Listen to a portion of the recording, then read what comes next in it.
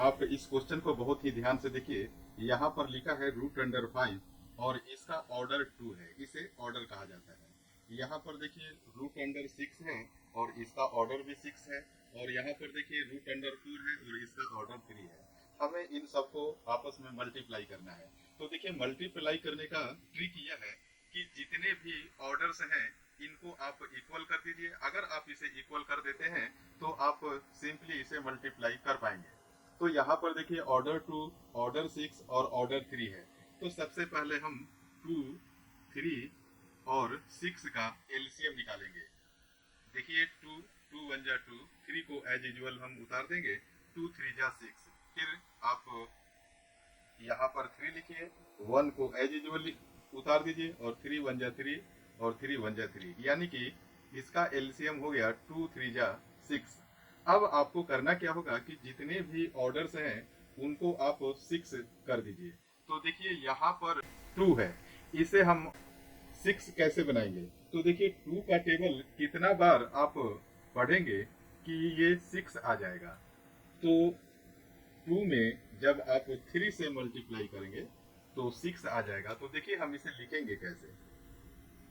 आप यहाँ लिख दीजिए 5 और 2 का टेबल जब 3 बार पढ़ेंगे तो 3 को आपको यहाँ पर लिखना होगा और आप 6 यहाँ पर लिख दीजिए। फिर मल्टीप्लाई कीजिए। अब देखिए इसे हम कुछ भी नहीं करेंगे क्योंकि इसका ऑर्डर ऑलरेडी 6 है। अब हम थर्ड स्टेप में देखेंगे। यहाँ पर देखिए √4 है और ये 3 है। अब इस 3 का टेबल कितना बार पढ़ेंगे कि 6 आ जाएगा। तो हम जानते हैं कि 3 का टेबल 2 टाइम्स पढ़ेंगे तो 6 आ जाएगा। तो 3 का टेबल जब 2 टाइम्स पढ़ेंगे उस 2 को आपको यहाँ पर लिखना होगा और यहाँ पर आप 6 लिख दीजिए। देखिए अब हम इसे एक बार और डिटेल से समझने का प्रयास कर रहे हैं। देखिए यहाँ पर लिखा है √5 और इसका ऑर्डर 2 है। तो इसको हम अनदर वे में कैसे लिखेंगे? देखिए हम यहाँ पर 5 लिखेंगे और ये जो 2 है इसके पावर में यहाँ पर देखिए 1/2, यानी कि यह 2 इसके डिनोमिनेटर पार्ट में आ जाएगा। अब हमें आप देख रहे हैं कि ये वाला 2 है वो यहाँ पर है। तो इसे आपको 6 बनाना है। तो आपको क्या करना होगा, यहाँ पर 3 से मल्टीप्लाई करना होगा।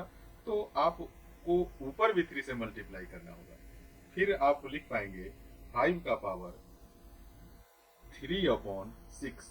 तो देखिए आप इस डिनोमिनेटर पार्ट को बहुत ही ध्यान से देखिए, यही ऑर्डर है। तो जब आप रूट लिखेंगे और √5 तो ये वाला जो 6 है इसके ऑर्डर के पोजीशन पर आ जाएगा। 6 यहाँ लिखेंगे और यहाँ पर जो 3 है वो 5 का पावर 3 हो जाएगा।